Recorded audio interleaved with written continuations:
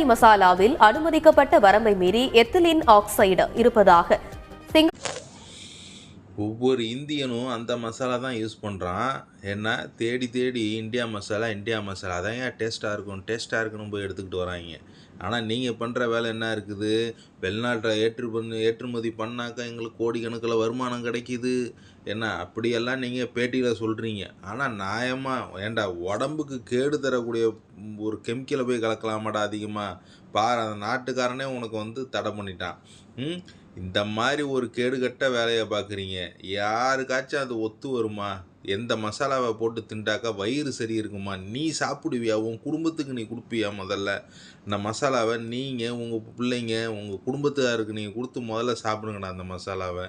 இவ்வளோ கலப்படம் கலக்குறீங்களே, ஏதாச்சும் உருப்படுமா? மக்களே வாங்கி அரைச்சி சாப்பிடுங்க. இந்த மாதிரி மசாலா பாக்கெட்டை வாங்கி சாப்பிடாதீங்க.